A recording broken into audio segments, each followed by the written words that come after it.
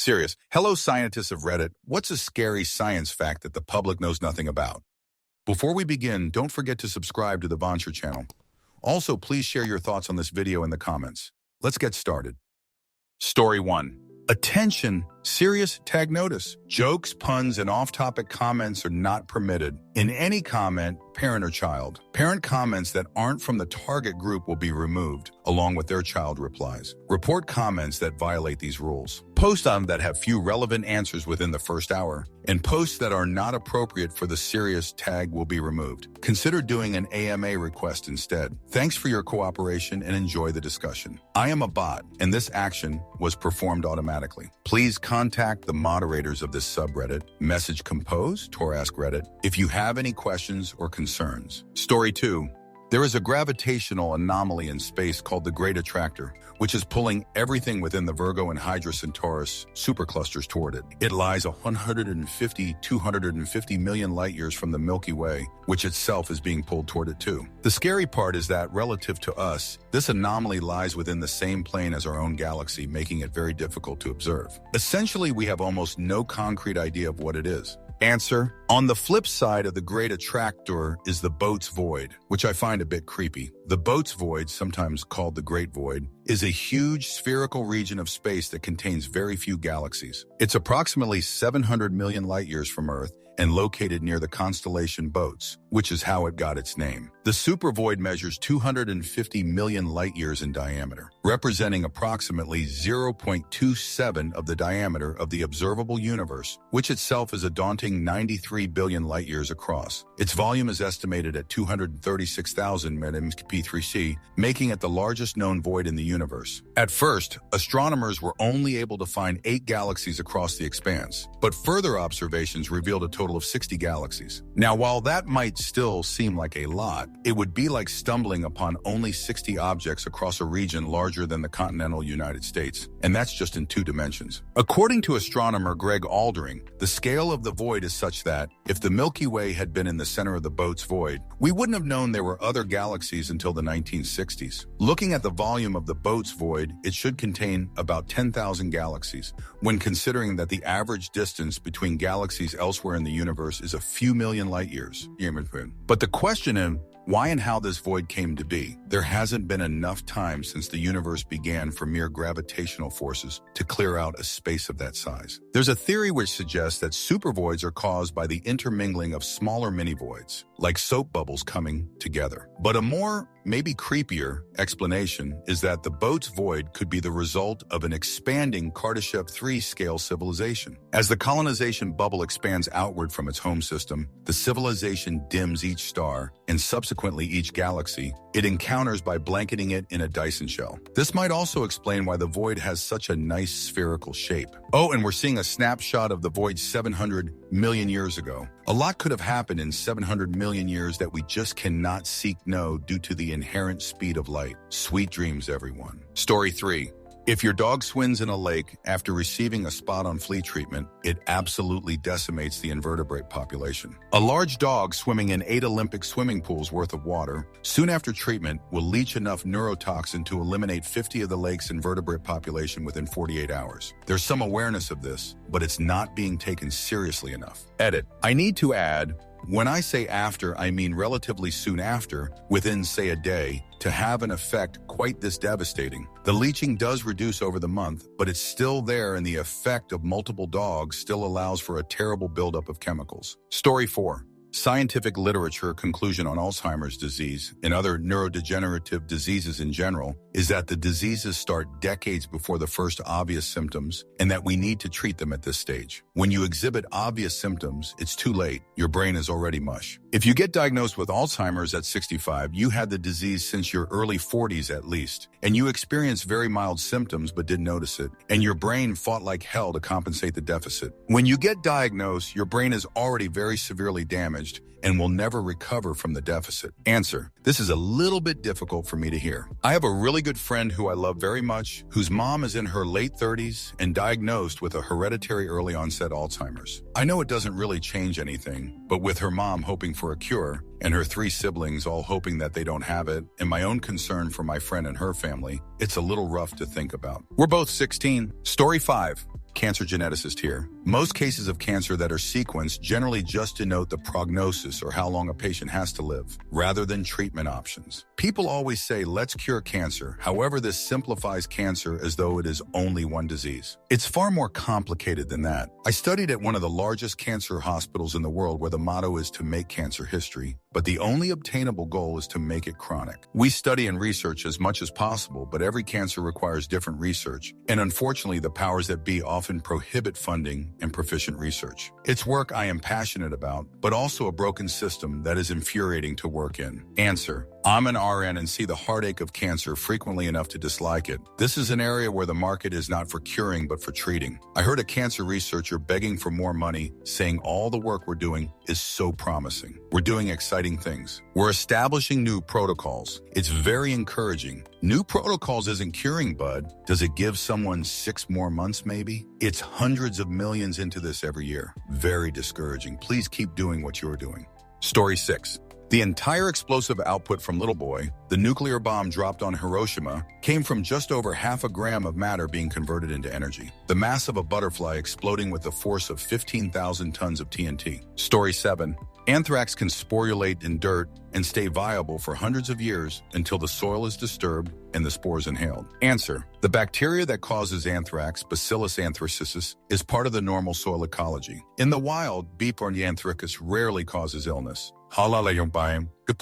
And when it does, it's a cutaneous skin infection like a rash. The common soil strains are not particularly infectious to begin with. You can, and we as a civilization have, weaponized B. anthracis. Specifically, we can grow it, make it produce spores, hardy forms of the organism that are resilient, and can aerosolize it for dispersal to cause respiratory anthrax. Having said that, we are on alert for the use of anthrax. It doesn't spread in the population after the initial infection. It's easy to treat with antibiotics, and there are vaccines for it, which our military personnel and researchers already receive. MRSA is a much scarier and more urgent bacterial concern.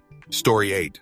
I've got 3 for you. 1. Rabies. Once symptomatic, rabies has a 100 fatality rate. The only options are the rabies vaccine and immunoglobulin therapy, which again must be administered before any symptoms. 2. Gamma ray bursts, henceforth referred to as GRBs. GRBs are a rare phenomenon emitted from the poles of rapidly spinning supernovae and hypernovae. In the event of a direct hit from suitably close, which is actually really far, all life on Earth would be wiped out. The facing side would be annihilated instantly, while the trailing side would quickly die due to the conditions on Earth no longer being suitable to support life. And there is absolutely nothing we can do about it. Kurzgesagt's video.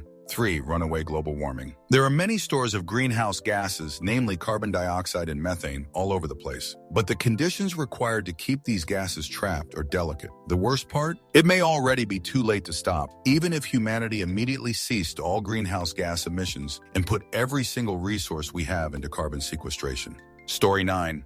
In the UK, about 17 of people have fetal adult beverage syndrome. Maguire et al., 1992. As much as 17 of us are developmentally disabled simply because, prior to the late 90s, a large proportion of British mothers drank during pregnancy, 41. Thankfully, the prevalence rate has been falling fast since the late 90s when all this research was published. But it's terrifying to see how much of an effect FASD is having on society. Answer: I am a nurse who works in Canada and working in community. I have encountered my fair share of clients who are affected by it. The sad thing is that physicians do not make a diagnosis without admittance from the mother that adult beverage was consumed during pregnancy. That's why the diagnosis rate is low and the rates of FAS are staggeringly higher than what we actually have in the numbers currently. It is wild. Story 10.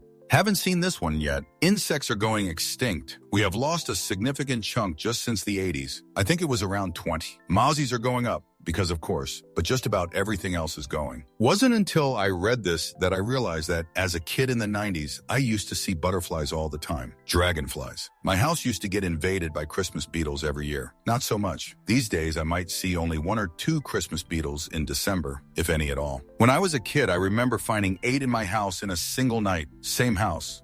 Answer, yeah, you're probably just about old enough for this, but do you remember getting bugs on your car? It used to be a clear and distinct thing when you're driving a significant distance. You would get bugs splattered on your car, but I can't even remember the last time I saw a bug on a windshield. And I don't think it is because cars got aerodynamic enough to push bugs into the slipstream, or that insects got smart enough to avoid roads. I think there are just so many fewer bugs flying around. Story 11. Hearing is supposedly one of the last senses to fade upon passing, based on EEG, brainwave recordings. Story 12. The Cascadia Subduction Zone, CSZ, runs off the coast of Northern California to Southern Canada and ruptures about every 250-350 years. We know this from the geologic record. The last rupture was in January 1700, and there are written records from Japan of a tsunami that resulted from the earthquake on the other side of the Pacific. This zone is still active and is likely to rupture in the next 100 years, resulting in a magnitude earthquake that impacts the west coast from Northern Cali to Southern Canada. Edit. These massive earthquakes along subduction zones are called megathrust earthquakes.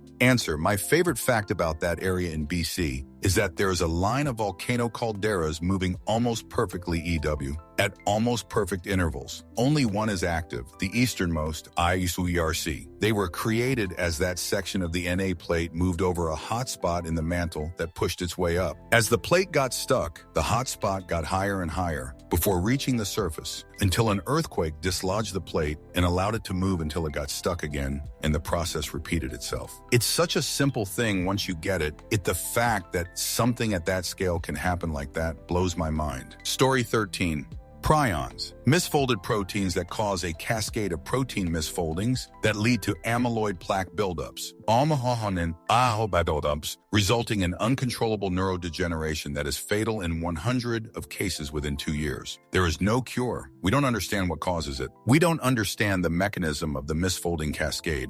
We don't even fully understand the structure of the misfolded proteins. It could, in theory, happen to anyone at any time, and there's no way to tell until you start showing symptoms, at which point you might have 18 months to live, if you're lucky, the last 6 of which will be intensely unpleasant. Story 14. I don't know if I'd call it science purse or call myself a scientist, lol, but I'm a former funeral director, and one of the first things you learn in your actual funeral sciences classes is that people over a certain body fat percentage will start a literal grease fire in your crematory oven if you don't bake them at the proper temp and duration. Cold start, low and slow is key. Story 15. You wouldn't melt like Gollum if you fall in lava. You would lie on top of it, burning and evaporating. You'll die fast, so that's cool. Story 16.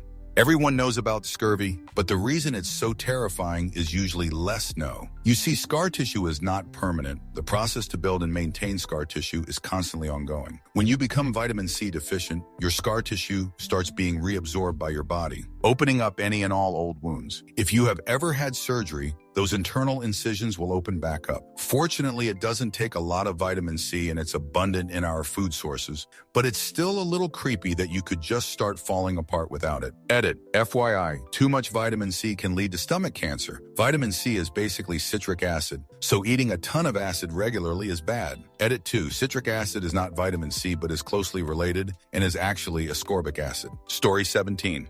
Soil science adjacent researcher here. We are degrading, polluting, and losing our topsoil at such a rate that we may not be able to produce enough food to feed everyone within 50-60 years, let alone what impacts climate change may bring to bear on our food supply. And the U.S. government's crop insurance programs and incentives all reinforce the bad practices, while discouraging regenerative practices. These bad policies are extremely hard to change because of lobbying from the major agribusiness companies who make money off of these short-sighted policies. Our food supply is further threatened by our agricultural overdependence on aquifer water, which is not being replenished, making it an unsustainable source of water. If the aquifers are overdrawn, depleted, or polluted, we hit a hard wall of water scarcity, and we will have no backups to address the problem with. The drawdown of the aquifers also causes land subsidence, which causes costly infrastructure and building damage. The general public does not realize the impending crisis that will be caused by the confluence of these factors.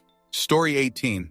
Here's a few scary medical science facts regarding CPR that you won't often hear in your first aid CPR class put on in school. I only learned this stuff after schooling to become an EMT. What's the success rate of CPR? The average person assumes 75 or greater. In reality, it's barely 10. It's one of the first things they told us in training because all new people have way too high of an expectation to the effectiveness of CPR. It can be very depressing when you're doing everything you were trained and aren't getting the results you think you should be getting. The time from collapse to administration of a shock via AED is absolutely paramount. They say the chances of survival drop 10 per minute. Oh, and rescue breaths. If you're not being very, and I mean very careful, you'll cause gastric dissension. You'll literally be blowing up their stomach and they will vomit. Then there's the cracks and crackles, and if done right, it'll sound and feel like you're breaking every rib in little old lady Nelson's chest. You're likely not. It is cartilage and other bits shifting.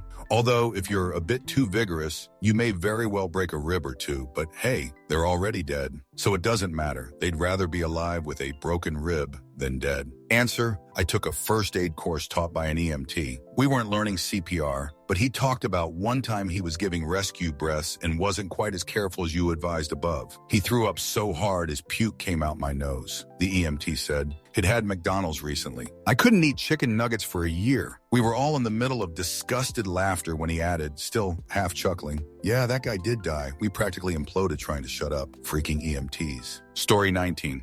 We keep our dangerous bacteria species in a college campus's fridge, protected by one single lock with one power cord. Story 20. Despite what advertising tells you, it's really hard to claim that something is scientifically proven. Why? Proving causality is complicated and expensive. Story 21.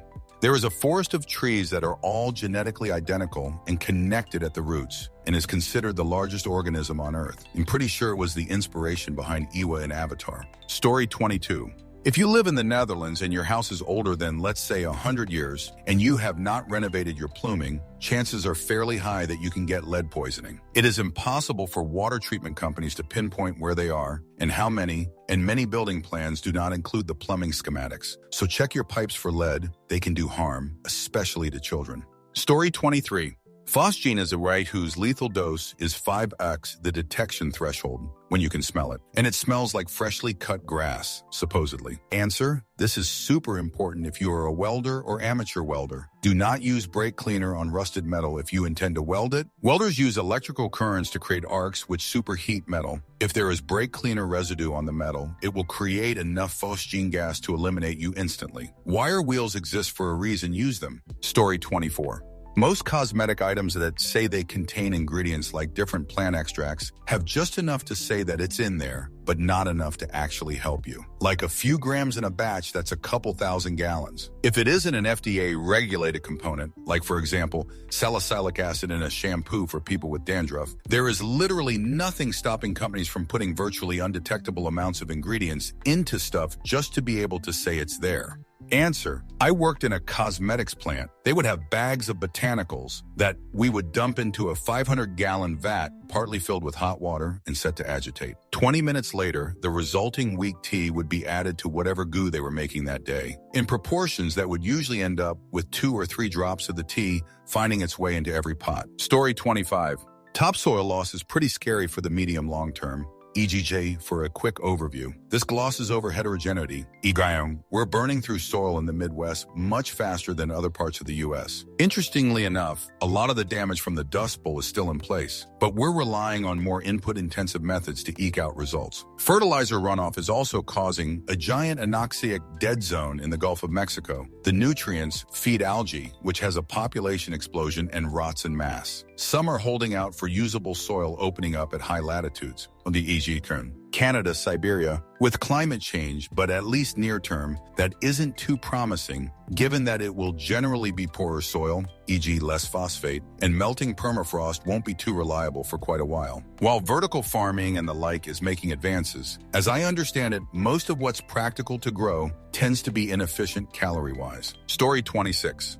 There's a solar event known as a CME, or a coronal mass ejection. It occurs very frequently on a cosmic timescale. Every few decades to centuries, there's a decent-sized one. Why are they scary? A CME is a massive burst of radiation, easily able to fully envelope the Earth in its path, and it's the equivalent of a non-stop EMP barrage. The last time a big one hit Earth was when we had telegraph lines for communications, and they spontaneously caught fire. In today's world, with everything running on electricity, when the next big one hits, we'll have at most a few days warning, and it'd be a literal apocalypse movie scenario, with planes going down due to their whole electrical system frying, nobody's vehicle starting, untold billions in fire damage would wreak havoc everywhere, and the machines we depend on to help would be similarly fried. Some stuff would be unaffected, being parked in deep, concrete-roofed parking garages and the like, but our entire infrastructure would be useless for years. It'd literally send us into a mini dark age while people tried to get things working again. Recovery would take decades to centuries. Story 27. Antibiotics has been abused and misused for so long that various bacteria strains have started to get resistance to them. What used to be a treatable infection might soon become deadly because we are unable to treat it with the antibiotics we have today. There is research to try and find other ways to treat antibiotic-resistant bacteria, but until then, please use prescribed antibiotics until they are finished, not until you feel better. If unsued, do not flush them down the toilet or put them in the bin. Give it to a pharmacy so they can discard them correctly, and use antibiotics when necessary. Some countries give them willy-nilly while others are more conservative. Answer. Also, I want to add that when people are planning on dropping their meds off to be disposed of, that not all pharmacies will take old medication. I would recommend asking your pharmacy the next time you pick up your mediation, and they will tell you if they do or which locations locally do. The pharmacy I used to work at did not, however, 3 other locations in our town did, and we would send people to those spots. Story 28. If you look up and see an asteroid in the sky about to hit Earth, you have about 1 second to react. Answer. I saw a comet or something once in the atmosphere one morning. It was so bright and so fudge fast. Fastest thing I've ever seen fly, then it just disappeared or burned out. Scared me for a couple of seconds. Also at the start, it was flying in a straight line. Then towards the end, you could tell it kind of got out of control and was zigzagging in incredible speeds until it burnt out. Story 29. Coronavirus COVID-19 was not surprising nor unexpected by people working in public health, and it's not the worst-case scenario by any means. Ironically, the success of public health has been so dramatic over the past 150 years that politicians and the general public forget how important it is and how much authority government officials have in a public health crisis. Answer. Coronavirus COVID-19 was not surprising nor unexpected by people working in public H. I start to get old. I remember the media getting crazy about the H5N1, then the big panic about the H1N1 when hand sanitizer became common. Somehow, I would have believed that the Ministry of Health would take every year an intern specialized in public health to work on updating the pandemic plan. But I had the impression that in the current crisis, most government, if not all, had no idea on what to do. Story 30. Humans rely on evaporating sweat to stay cool. If humidity gets too high, relatively low heat can eliminate humans. The equivalent of 95 F-35C at 100 relative humidity can eliminate even healthy humans. This is called a wet bulb event. By 2050, scientists predict multiple wet bulb events in the North China Plain. Approximately 400 million people live in the North China Plain. Answer. I went to Samoa in summer near 100 humidity and near 40 C. I had glandular fever on arrival. I was super sick the first night needing oxygen at a local hospital. The next day and after that, I was fine. I spent most of the time in the pool. But before that, I was so unwell it took me hours to pack my bag because I had to keep taking breaks to rest. This was a couple years prior to COVID. Anyway, it's like the extreme heat and humidity reset something, and I was fine. I think after that just had to deal with the heat and humidity, so I was in the water most of the time to cool off. Story 31. Helium. Fun for party balloons. Everybody likes a squeaky voice. Except helium is a vital component of various high-tech devices such as MRIs. Helium is also light enough that the Earth's gravity cannot contain it, and we are running out. Not today, not tomorrow. But we are frivolously wasting it when we should be jealously hoarding it, and eventually we won't have any left, and a lot of our wonderful technology will suddenly stop working. Answer. This is something of a self-solving problem. As we start to run out of helium, it will become more expensive, and its use for things like party balloons will end pretty quickly. There's a decent amount of helium that's just difficult to get to. Not worth mining for balloons, but definitely worth it for medical equipment. Obviously, running out is bad, but this isn't an immediate nightmare scenario. It's a problem that will decelerate instead of accelerate like climate change or antibiotic resistance. Story 32. The human genome is riddled with mutations. Some were passed down from your parents, some occur during DNA replication, and others as a result of DNA damage from the environment, smoking, UV light, etc. Most of these mutations are harmless. Some will be repaired, some won't. But others will be in cancer suppressor genes or oncogenes. In fact, you may have cancerous cells growing in your body right now. Story 33. 94 of the universe is completely out of our reach forever. Here's the link to the source video. Enjoy. Answer: yes. However, practically it barely makes a difference since we still have our own galaxy with us and the Andromeda Galaxy, so there is more than enough room for us to live in. It is more the fact that it won't be able to be observed, which means that our descendants might have a completely different understanding of the universe. This also means that the same thing could have happened to us. We could have lost knowledge that can never ever be regained now, and this may be the ultimate barrier to our understanding of the universe. Also, what is even scarier is that the universe is almost at the end of its star formation age, and from there it is all going to lead to entropy and the heat passing of the universe. Story 34. Farmers spraying crops with anhydrous ammonia. There's tanks of it on every why. If one ruptured, it would be a toxic fog that would eliminate you very painfully. Story 35. Smallpox is really easy to bring back, and it'll eliminate 15 of the planet when it happens. Take some genocidal anger, knowledge tens of thousands have, in about 100K. Here's all the ways it could happen. 1. US or Russian stocks leaked or used as bioweapon. We keep some attention though. It's very secure. This is unlikely IMHO. 2. Accidentally bumped into at an old lab, leaked during cleaning or something. Forgotten stocks still occasionally found. Leak spreading, very unlikely IMHO. 3. Intentional release via recreation. Someone resynthesizes it from scratch via public sequence, according to this paper with about 100K in materials. Methods difficulty identical to what is published here. It's totally possible, almost simple to do. Smallpox powder dropped in envelopes mailed around the world by a disgruntled, underpaid PhD student. See Aurora, Colorado shooter. Outbreak is out of hand before it's noticed. Billions die. Story 36. In Canada, there are many buildings under design for snow loads due to being designed under the previous revisions of the building code. Snowdrift loading due to different height roofs, large RTUs or solar panels, etc. were not factored into the design for the roof structures. A lot of jobs I work on tend to increase in scope after an analysis of the roof capacity is performed. Story 37. During WW2, when America was working on the first nuclear bombs, they hadn't finalized the maths on whether or not a nuclear explosion would cause an ongoing reaction with the atmosphere, thereby igniting it and eradicating Earth. Answer: this is largely a myth based on early theoretical misconceptions by German physicists. Scientists such as Edward Teller were entirely confident that an atmospheric chain reaction was not possible, but they did the math anyway. Much in the same way the Large Hadron Collider people calculated the actual odds that it would spawn a black hole that would eat the Earth, not because they thought it could practically happen, but because they wanted to show the odds were so low they were effectively zero. Story 38. A particle found in the core of neutron stars can convert normal matter into what is called strange matter, and it can infect all matter in the universe because it can exist outside of neutron stars. A single particle is enough to change Earth into an unrecognizable planet, along with it. Story 39. The government protocol for disposing of nuclear waste is to pack it with kitty litter in barrels and bury it. If the wrong brand of litter is used, it can cause massive environmental problems. This mistake has been made before. Story 40. If you look at how it works, it's not even biology as much as it's physics. An oddly shaped protein that, when it bumps into another protein, physically causes its shape to change in the same way. This deactivates what the protein was doing, except now it's the same shape, it'll bend other proteins the same way. It's darn near impossible to clean. Story 41. Helium makes up 24 of our universe but is non-renewable. We are running out of it for crucial industries on Earth because it keeps escaping our atmosphere. Story 42. The retina, the part of your eye which receives light and allows you to see, can unstick itself from the back of the eye without much provocation. It's pretty terrifying to think about. Story 43.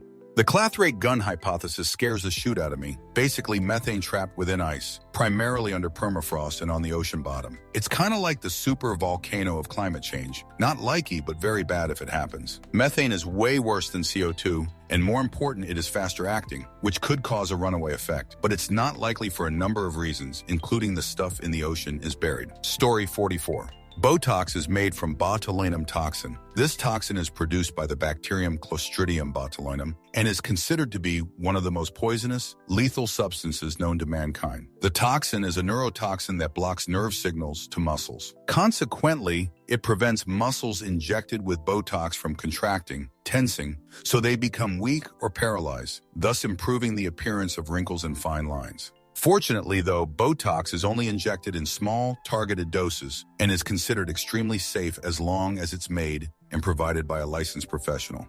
Answer: also, Botox was originally used for ophthalmology purposes. I actually had to get Botox in my eyes due to me having a lazy eye. Basically, a lazy eye is kind of like being cross-eyed, except your eye just drifts out randomly. Basically, the muscles are too weak to keep it straight. So, to fix this, you get surgery or do exercises to strengthen your eye muscles. On my third surgery, my surgeon decided he wanted to take preventive action. Over-tighten my muscles so that the muscles wouldn't drift out, but instead stay when drifting, the muscles would stay where they were supposed to be. But in that came my eyes being actually cross-eyed. So my surgeon decided to use Botox to weaken those muscles some, exactly the way you explained it. Now my eyes are completely normal and haven't drifted since. That surgery was when I was 16, I'm almost 21 now. Story 45. An electric current of only 20 milliamps is enough to stop your heart and eliminate you. Under the right conditions, even a 9-volt battery can be lethal. Answer: when I was in high school, our science teacher had the whole class stand in a big circle and hold hands. At one side of the circle, he separated 2 of the students and got one student to hold a light bulb by the metal thread,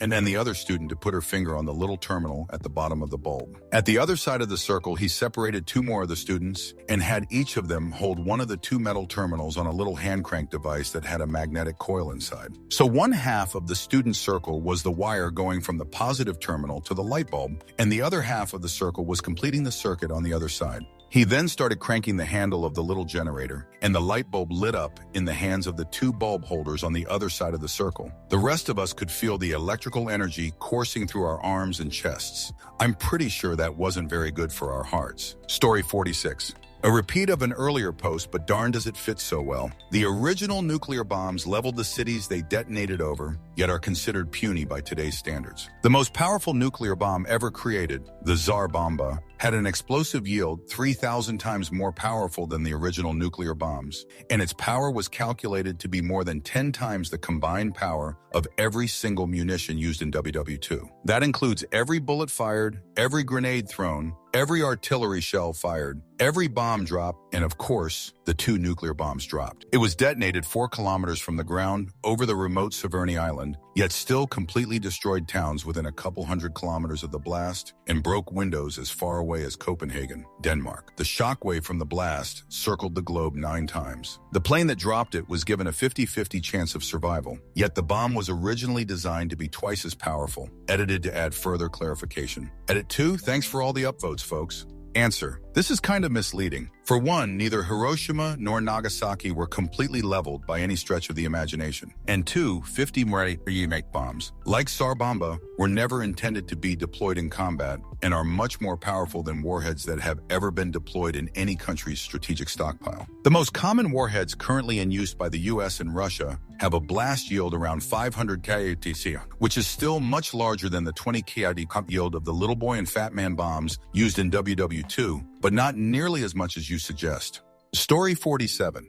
Priceless virgin forests are destroyed for toilet paper, which can easily be made from sustainable sources like bamboo and hemp. Half of the only habitat for Sumatran tigers, elephants, orangutans, because there is not adequate legislature and oversight. Read this for information about the companies responsible. APP Asian Pulp and Paper. Story 48. Our food is becoming less nutritious. Plants take in CO2 gas and convert that into carbohydrates through photosynthesis. The increase in atmospheric CO2 concentration we have caused means that plants are producing more carbohydrates, sugars, and structural carbs like cellulose. However, the mineral, micronutrient, and protein content of plants is not increasing. Plants today contain more carbs than plants 100 years ago. Generally, this may be a contributing factor to the obesity epidemic since more total calories need to be consumed in order to reach total nutrient requirements. This study looks at goldenrod, a North American plant substance, and the increasing carbohydrate to protein ratio they have found in goldenrod samples.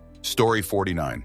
A Carrington event could nearly end life in developed countries as we know it, with no warning. We could take steps to prevent the effects, but are completely unprepared today. Story 50. The CDC has vials of every known disease and studies it, even man-made diseases where the disease has been modified to be more deadly. Story 51.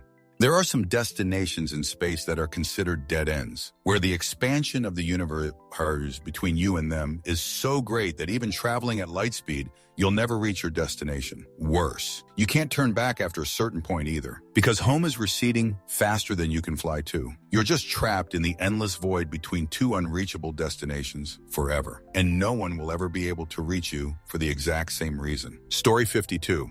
Well, I'm not a scientist, but I have an interesting one about the New Madrid Fault. In 1812, it faulted, causing the Mississippi to flow north for a short time. When there's this earthquake in that area that is substantial, it shakes the river plain. The river plain is more like jello than solid land. This causes it to come loose, resulting in sand blows. If you're ever in that area, you can still see areas of sand that have been pushed up for these. There's also Indian legends of this fault being active, so it's odd it's been dormant for so long. Story 53.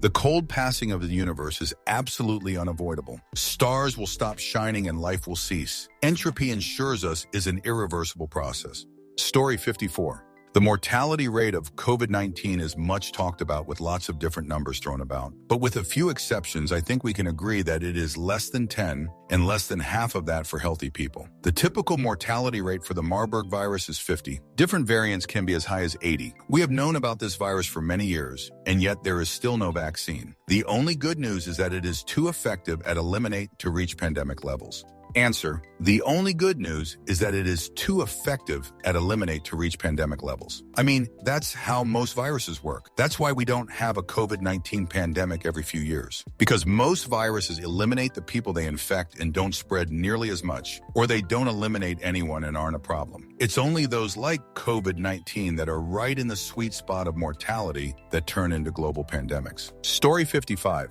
I keep wondering why so many people, including in this post, are scared of cosmic changes that might eradicate life, Earth, and all existence in an instant, such as vacuum decay. Like, if it ever happens, we will never know about it. We won't see it coming, and we won't actively experience it or anything after, since when it happens, it's already over. Aren't the scary things that you actually have to deal with, like lasting disease or social collapse, rather than an instant wipeout that doesn't really concern anyone anymore the moment it's done? Story 56. You're more likely to get radiation by walking outside than you are in a lab where you work with radioactive material. Story 57. Our current usage of social media is directly leading to an increase of mental health issues across the world. Story 58. REM sleeping disorder. Diagnosed people move around a lot during sleep, especially in vivid dreams. Their muscles are no longer relaxed. People act on their dreams, and violent behavior often occurs. The person himself or the bed neighbor can get seriously injured, or in worst case, even eliminate. The disorder is a significant predictor of Parkinson's disease. Story 59. Physical oceanography. The world's climate is driven by the meridional overturning circulation, what you might have heard of as the global conveyor belt. Essentially, this is the formation of cold and salty deep water masses near the poles, North Atlantic, Antarctica, that sinks to the bottom of the oceans, that then upwells in regions like the Indian Ocean and the subtropical Pacific. No deep water formation, no upwelling. No deep water formation, no movement of heat on a large scale, theoretically, in the oceans. The heat capacity of the oceans is orders of magnitude greater than that of the atmosphere. If that heat isn't moving around, the world's climate rapidly changes. Thanks to the melting of the Greenland ice sheet, there's going to be a lot fresher water in the North Atlantic. No salty water, no deep water formation. No deep water formation, no conveyor belt. No conveyor belt, no Gulf Stream, or anything else driven by geostrophic motion. Climate apocalypse. Have fun! Story 60.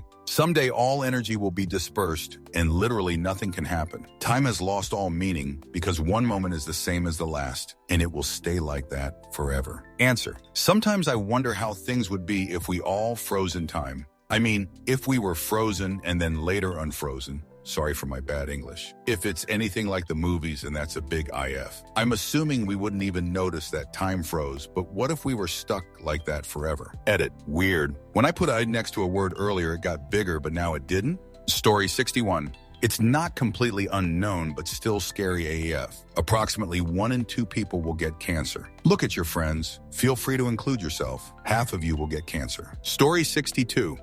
There's this phenomenon called cosmic horizon, I think, which says that due to the accelerating expansion of the universe, a curtain-like horizon closes in on us, making it unable to see anything beyond it, therefore making it impossible to ever get there or share information with a place beyond it. This will take place when none of us are here anymore. But the thought of an event horizon, like from a black hole closing in on this world and every part of the universe respectively, makes me feel scared. I'm not 100% sure about the acceleration or deceleration regarding the expansion of the universe, but I think this would happen in either case. Story 63. Well, it seems like the public doesn't know much about this, but antibiotics may become nearly useless by 2050, but there is a way to prevent that by using phages to eliminate bacteria instead of antibiotics. Story 64. It's well known from overly flashy and ineffective chemistry classes that different materials burn with flames of different colors. Not all fire is orange or red. It's less well known that a hydrogen flame is invisible. Invisible fire, just as hot, just as deadly, but you can't see it. Story 65. The corpus callosum, a fiber matrix that connects the left and right hemisphere, is responsible for enabling fluid communication between language ability and spatial ability. However, once severed, either hemisphere but essentially become independent of each other, leading to a sense of dual consciousness where the right brain controls the left side of the body and vice versa. The scary element is not simply that you're now controlled by two independent spheres, but that consciousness is a physical, tangible, and divisible part of you. Story 66. When you get a high-pitched ringing in your ears, that is your brain letting you know a cilia in your ear, cochlea, is dying. That is the last time you will hear that specific frequency. The cochlea is a cone rolled into a spiral. The inside of it is full of cilia, tiny hairs that react to different sound waves. Higher frequencies have a smaller wavelength, so they travel closer to the tip of the cone. Lower frequencies have bigger wavelengths and trigger the cilia closer to the base. As you get older, the cilia that detect the high-pitched sounds tend to die first. If you pay attention to it as you age, you'll notice that the high-pitched ringing in your ears gets lower and lower every time it happens. Take care of your ears. Story 67. It's probably cliche now, and I'm sure covered in lots of other Reddit threads, but how many people are aware that by 6/26/2021, yes, next month, the military is supposed to release a report providing details, as much as is known, about unidentified aerial phenomenon, UAP, formerly UFOs, having already acknowledged that several recent leaked videos are authentic and also supported by other military tech. By all accounts, these phenomena are seen and encountered regularly by military pilots, and no one knows what they are, other than that they do not seem to be ours or China Russia's, and demonstrate technology far more advanced than anything available at present on Earth, and which seem to defy known laws of physics. Story 68. I work in the oil industry, and H2S is scary. The gas is produced as a result of the microbial breakdown of organic materials in the absence of oxygen. Colorless, flammable, poisonous, and corrosive, H2S gas is noticeable by its rotten egg smell. But the scary thing is that in huge concentrations, your ability to smell it can vanish instantly, and you won't notice you're dying until you just fall over dead. There have been occasions when people working in sewers have encountered it and died. Then when coworkers went to check on them, they died too, and created a chain of about 5 to 6 people going to check on previous people and dying. I wear an H2S monitor at all times, and if it beeps, I look at it and evacuate the area. If it's under 60 ppm parts per million, I walk. If it's over 60 ppm, I run. Story 69. DNA mutations occur quite frequently within the cells of our body, but usually the cells are eliminated off before further replication, preventing cancer. It is only when the mechanisms of eliminate cells with mutated DNA fail that cancer develops. Story 70. The Yellowstone caldera has migrated over millions of years due to tectonic plates moving. This has left a giant scar across all of southern Idaho that can be seen from space. You can see it for yourself on Google Earth. It shows you just how big the caldera is and a small idea of how bad an eruption would be. Story 71. Environmental scientist here. There is a glacier in Greenland that has been melting in an unexpected way, giving it the power to flood Manhattan, the Netherlands, LA, Vancouver, and other coast cities within months of breaking off. Climate models suggest up to 10 meters of sea level rise with this sucker. Story 72. This is a fantastic question. Also, I dislike this question very, very much. Ignorance is bliss isn't a saying for no reason. Story 73. The fact that at any time something in space can slump Earth at any second and we wouldn't know, like we're here then we're not. Story 74.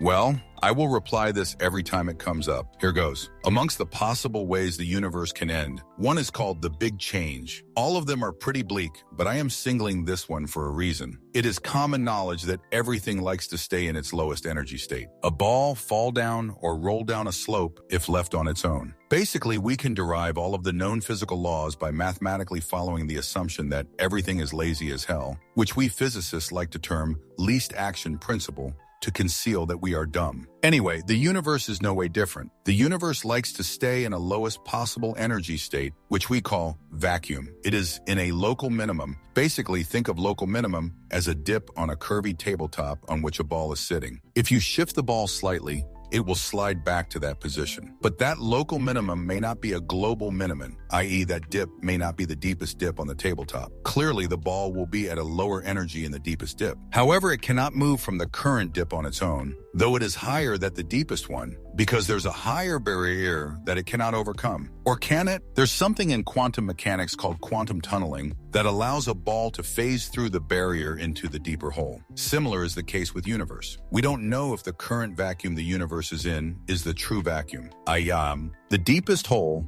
or it is a false vacuum, one of the shallower holes. There's a high probability that the current vacuum is a false vacuum and it can start to tunnel into the true vacuum. All it would require is one particle anywhere to decay to the lower energy state. Then it would create a true vacuum bubble that would then proceed to expand and engulf our universe, destroying everything we know as it is and creating new laws of physics. All it takes is any one of the around 1084 particles, that's 1 trillion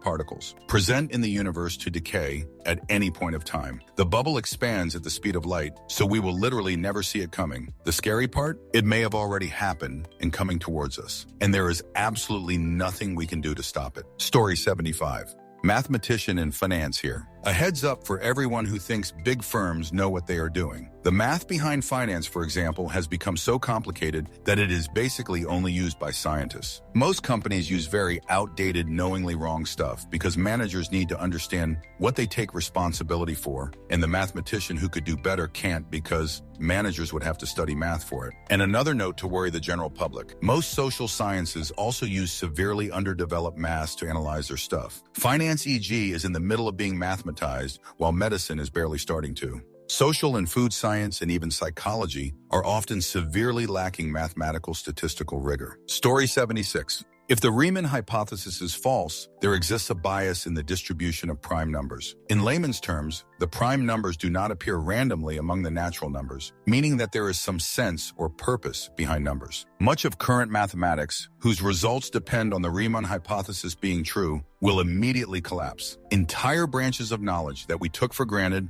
will be falsified.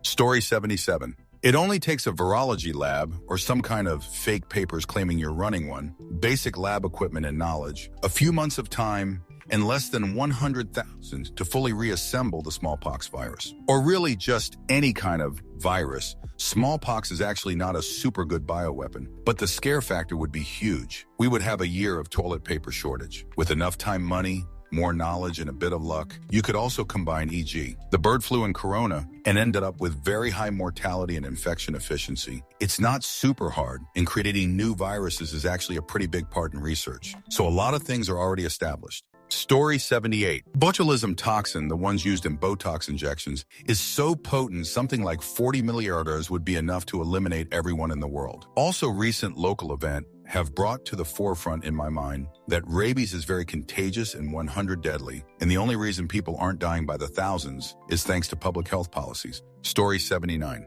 The fundamental technology for very basic mind control already exists and is commonly used in research. Edit, not human research. Story 80. As the sun ages, it will expand and eventually engulf the Earth, unstoppable and inescapable for the planet. I just hope that humanity isn't still confined to here when it happens. Story 81. My favorite is gamma ray bursts travel at the speed of light, so if one were hurtling through space toward us, we would have no idea until it hits us. If they do, it would blast our atmosphere off the planet like popping a balloon and instantly irradiate the rock. Story 82. Vacuum decay. A theory that suggests that matter in the universe is not in its lowest, most stable energy state. A single quantum element somewhere in the universe just needs to randomly drop into the lower state to create a cascade of nearby quantum elements to do the same, and so on and so on. This lower state of energy would cause the existing laws of physics in the affected region to change, effectively destroying reality within it. It's possible that this has already happened in more than one place in the universe, but we don't know it because the cascade travels at the speed of light, so there is no warning before the edge of the cascade reaches Earth. Oh, and there's nothing we can do to stop this. Sleep well. Story 83. We've been able to map the entire brain and neuropathways, essentially making a map of ourselves. Consciousness in the cloud is not far away from reality. Story 84. When butter goes rancid and it gets that darker yellow tint and off taste, it's because of butyric acid that is being produced. Butyric acid is also produced in a corpse as it putrefies. Story 85. Scientists are one of the worst paid for the amount of training and study we have to do in order to get jobs. Yay. Story 86. If, for example, you're in a dream or coma and you think you've been injured, your body will also believe you've been injured. Your body may even create the injury you believe you've received. If you got punched in the face and got a nosebleed, for example, your body can create that injury. There are certain injuries your body can't create, such as breaking a bone or removing a limb. But if you believe you're having a heart attack, your body can stop your heart. Story 87. Smallpox has been eradicated. The US and Russia still have bits of the virus in tightly guarded laboratories for research. Story 88. The indigenous people of Australia have continuous, unbroken cultural memories so old that they include stories about geological events that we have only recently found direct evidence of. One of the most noteworthy was the massive changes that made the formation of the Great Barrier Reef possible, an event so massive that if it happened today, it would displace most of Australia's current population. Basically, at the end of the last major ice age, from memory, I think it was 11 to 12,000 years ago, the northeastern coast of Australia was a low-lying wetland. As the ice age came to an end, the water level rose, and what had once been the foothills of mountains dozens of kilometers inland became the new coast, forming a new shallow coastal sea. One of the local indigenous groups has a story about a hunter who angered the stingray spirit god, which flapped its wingtips and flooded the land, forcing the people to flee. That said, I think that far scarier than an ancient apocalyptic story passed down through hundreds of generations turned out to be true is the fact that European settlers came within a hair's breadth of wiping out this knowledge and tradition forever. Not a scientist, but an enthusiastic amateur. Story 89. The Ogallala Aquifer is expected to be depleted in a few decades. This aquifer supplies water for much of agriculture and livestock in the United States. Story 90. My brother-in-law is a scientist in the UK. In particular, he works in the water industry. There is absolutely no way of making him drink tap water. Answer. Elaborating in place of the guy above since people are asking, basically oversight and water additives. There's no way to ensure the water reaching your tap is perfectly good for all intents and purposes. It's safe ER, though never perfect. Water undergoes a crazy number of processes to become what we know as tap water. These are chemical, physical, and biological in nature, and are aimed to take the bad stuff out. These processes tend to leave stuff in the water, sometimes by design so that it will keep better over time and distance. Usual suspects are whatever is used to disinfect, depends on the place. Regardless of what happens on the plant, the water then gets sent for miles on its merry way to your tap. Pipes may be good or may be aging and leaded. Regardless, the pipes will release particulates, rust, stuff. Animals or bacteria in the pipes will also add to the mix, and there is only so much you can do to prevent it. Finally, there's oversight and negligence from everyone involved, from the government to your landlord, contributing to all this. Filter devices help improve water quality, but you won't get perfectly clean, uncontaminated water unless you go way overboard. In many, many cases, this is not something to worry. Bottom line is that tap water is a lot like laws and sausages. People that make them don't buy them. Story 91. I have a few. After the Second World War, a shipment of deadly nerve agent was discovered in Germany. It was just dumped in a random location in the Atlantic, and not even the government knows where it is. Want to know the worst part? I live right fudge by where the shipment was brought to before it was dumped. Also, during WW2 and onwards for a while, uranium paint was used to make the aircraft propellers glow. Unfortunately, this irradiated many aircraft hangars, and since it was so widely used, it's incredulously hard to track down where it was used. Story 92. The universe might be metastable, and at any moment a sphere of influence may spread. This can occur anywhere without warning. This sphere will spread, and inside it will literally rewrite all of physics and chemistry. This can make life impossible inside. Literally, an atom that is a part of you can do this at any time. Your dog can become a sphere of influence. Your carpet, even the atmosphere, and there is absolutely no way to stop it. Story 93. The doomsday clock is a hypothetical clock in which 12 a.m. or midnight is meant to be the point in which our species is eradicated by way of war or natural means. Scientists operation the clock change the time based if the current environment. During times of uncertainty, such as war or humanitarian crises, the time would be set closer to midnight. The supposedly calmest time in the past few decades was in 1991. We have been closest to midnight in these four instances. 1. 1949. Soviets' first nuclear test, 3 minutes. 1953, U.S. tests the hydrogen bomb, 2 minutes 3. 1984, U.S.-Soviet relations reaches their lowest point, and when our species was arguably closest to nuclear eradication, 3 minutes, and finally, for the past 3 years. We are not in a time of great conflict or war, yet we are closer today, according to scientists running the clock, than we have ever been to our own destruction as a species. The ongoing creation of nuclear weapons, the perpetual threat of cybersecurity, and of course, climate change and environmental destruction. We've been counting down from 3 minutes for the past 4 years. We are currently set closer than ever before, at just 100 seconds to midnight. Story 94. At any moment in time, a rogue planet could fly by the solar system and eject Earth from its orbit. Us being further away from the galactic center makes this less likely, but it's still super scary. Edit. Planet would make more sense than star. Answer. In about 1.3 million years, the star Gliese 710 will visit our solar system and cross into the Oort cloud. It will disrupt the Oort cloud, potentially causing some to be flung towards Earth. About 70,000 years ago, a similar incident happened when a dwarf star also entered into the Oort cloud. That visit just so happens to line up with a near-mass extinction event called the Quaternary Extinction, series of extinction events, which occurred roughly 70,000 years ago. Story 95. Conventional microbiology courses will teach you that most bacteria will not grow under a water activity of around 0.9, so that clears many foods that have a water activity below that point from being a potential microbial hazard. However, there are actually classes of bacteria that can survive being dried out and enter a desiccation state, thus making things like flour, nuts, and seeds carry a risk of microbial hazard. Story 96. That if you and your husband or wife are having problems conceiving, get genetic testing. There may be a small chance you're related if your parents conceived you via IVF by way of a sperm donor. Story 97. If we lived in a simulation, there would be a condition that governs us, the speed of the processor that runs the simulation. It would be a limit to the speed that causality could propagate, and this limit would be uniform throughout the simulation. Furthermore, we could not explain the origin of this limit from within our universe, like the speed of light. Story 98. The publicly known fact that climate emergency will do terrible damage, but not to us significantly, but our children massively. That those children will wish for their own demise, lest some major virus induced by the climate change shall be devastating for half of humanity. Story 99.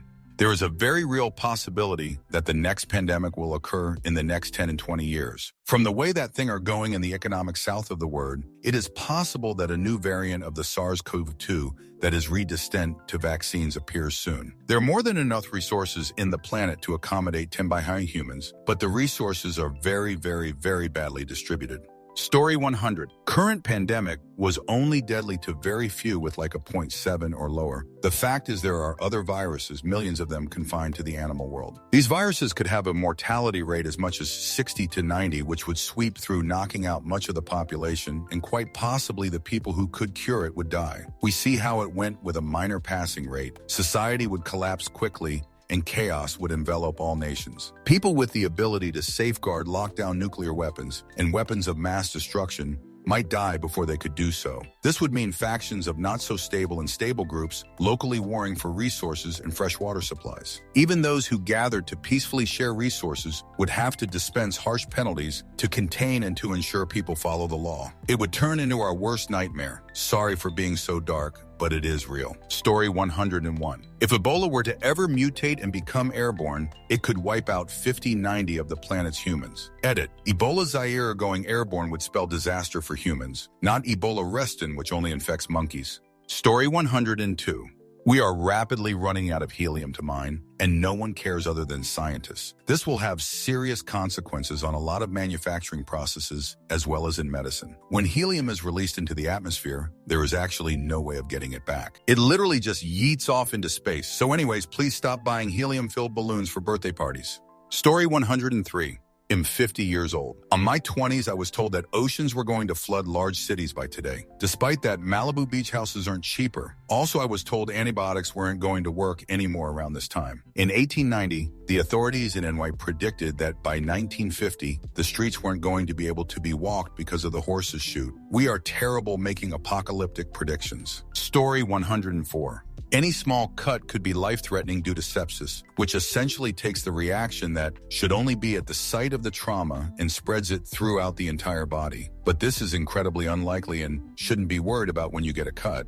Story 105. Plastic. Plastic scares me the most. Just look around you right now. We have reached a point of no return. Look at every thing that you use, they're all dominated by plastic. The oil is not just for cars. We are surrounded 24/7 by plastic. We value fake things. We buy superficiality. We sell ourselves for nothing. A 1p plastic bag has similar composition to the frame of my 500 sunglasses. We are empty. Story 106. The waste. Holy fudge, the amount of waste. I work in biopharma, and there is so much stuff that gets incinerated because it can't be recycled. I one time mislabeled the amount of acid for disposal, and it went from expensive to astronomical in price for sending it out. Our water system sends 80 of water on site to the waste so that the 20 can be considered ready for GMP use. That's a 1,000 LIL tank that's constantly being drained. I'm not even sure how much goes to waste there. And for crying out loud, the amount of paper. So much paper. All of it specially disposed of and stored. Electronic notebooks exist. FFS. Story 107. Necrotizing fasciitis, aka infection with flesh-eating bacteria, is rare but life-threatening. Once infection sets in, you may have hours to get into surgery to remove necrotic tissue before full sepsis sets in. The infection destroys liquefies tissue, muscle, fat, blood vessels, everything in its path. All affected skin, tissue, limbs, etc. must go and fast. Exposure can come from just about anything, from bug bites to scratches, surgery, you name it. Fun fact, it's commonly caused by the same bacteria, Streptococcus pyogenes, that causes sore throat. Story 108. Oh, I can finally answer one. Computer scientist here. Solar flares can cause bits in computer hardware to flip. This can cause all sorts of function corruption, even in things like medical devices and cars. Story 109. Influenza H1N1 virus that caused the 1918 pandemics was synthesized in the lab from DNA remains a few years ago. In fact, it is relatively easy to synthesize any known virus, as they are small. Influenza virus is around 9,000 nucleotide pairs. SARS-CoV-2 is 26,000. Any good biolab can work with that. Story 110. Children who don't receive enough physical contact affection do not develop correctly or grow to their normal size, and adults who suffered as children from abusive households are often characterized by below-average height and weight. Story 111. Cancer is an inevitable byproduct of cellular replication. Congenital mutations and environmental mutagens, like tobacco smoke, just accelerate the process. If you live long enough, you will get cancer. Story 112. Ooh, I've got one. One of my committee members was an epidemiologist, public health guy, and studied vector-borne diseases in the Rio Grande Valley. He specialized in viruses, and the mosquitoes there have all sorts of rhabdoviruses related to rabies. Story 113. COVID was an extraordinarily weak pandemic. Had it been a few multiples more deadly, society would collapse. Story 114. Eventually, we will accelerate to the point that van der Waals forces will be overcome and the universe will no longer exist. Story 115. There is no way to determine whether the known world is real or just a simulation. Some, like Neil deGrasse Tyson, argue that if constructing a simulation is possible, then it's higher likely that there is a meta-universe to which we are a simulation, with no way of verifying that. Story 116. Biology graduate here. Although some of the public are aware of antibiotic resistance becoming a problem, not many realize that we could end up living in a pre-penicillin era again if new ones aren't discovered. At the moment, there isn't a priority in researching new antibiotics because we still have some that work. By the time they stop working, it will be too late. Story 117.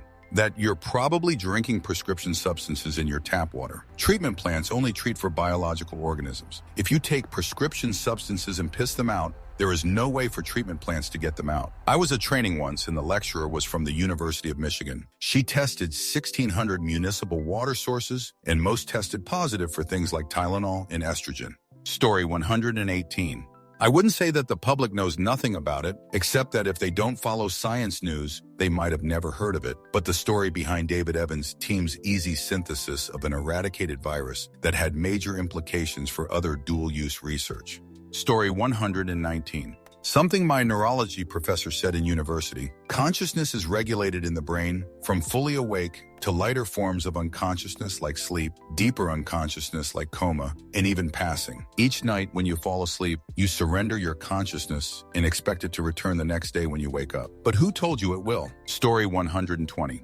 There is actually a type of zombie in nature. It's more of a bacteria than an infection or virus, though. And to our knowledge, it has never infected humans. Story 121. Apple seeds, cherry pits, peach pits, and apricot contain a plant compound called amygdalin. The apple seed is harmless if it's all intact, but when a seed is chewed or otherwise damaged, the amygdalin degrades to cyanide. But you don't have to worry about chewing a single apple seed. It takes a lot of apple seeds to create a very harmful dose of cyanide. Story 122. All the mice that we use to test substances and other things come from the same supply. They're all related to one another genetically. So the substances we're getting might not be as good as we think because the testing population isn't very genetically diverse. Story 123.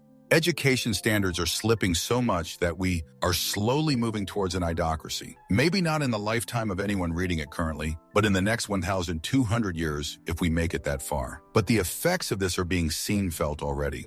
Story 124. This could be wrong, but I have heard that something along the lines of 50 of studies in medical journals are proven false, incomplete at some point. Answer. The problem isn't that big, but it's called the replication crisis because other scientists can't replicate the results. In fact, fake data is more likely to be wanted. Thus, it's cited more often. This happens primarily in soft sciences like psychology and sociology. Let me see what the stats are on that. And I standing on corrected. One 2015 attempt to reproduce 100 psychology studies was able to replicate only 39 of them. A big international effort in 2018 to reproduce prominent studies found that 14 of the 28 replicated. And an attempt to replicate studies from top journals Nature and Science found that 13 of the 21 results looked at could be reproduced. Holy hell. Sure, each of these is heavily qualified. Only psychology or only prominent or only Nature and Science. But not a single one isn't encouraging. 35, 12, and 13 replication failures. Shoot part is that it's not got to be this way. These papers have visible problems and should not pass peer review. But no one is going to dump on someone else's paper out of fear their own will fail. Peer review, possibly as retribution. IMO the journals need an independent statistician to evaluate the numbers before a work can be considered for publication, particularly the darn Lancet, which published Andrew Wakefield's little money grab, the original vaccine and autism study, which he falsified for monetary gain. Jerk needs to be charged with takedown for every kid that dies of measles because of his sorry jerk. Story 125. Millions and billions of hair and skin cells are hitting your face when in an underground subway station. Keep that mouth open. Yum. Story 126. Not scientist, engineer, but do have a response. People are more likely to die from water poisoning than they are to die from cyanide or carbon monoxide poisoning. The only way I know that you can survive water poisoning is with surgery. Cyanide and carbon monoxide poisoning have multiple ways of being fixed. That's it for this video. Don't forget to support Vancher and my second channel, Vanchus. See you soon.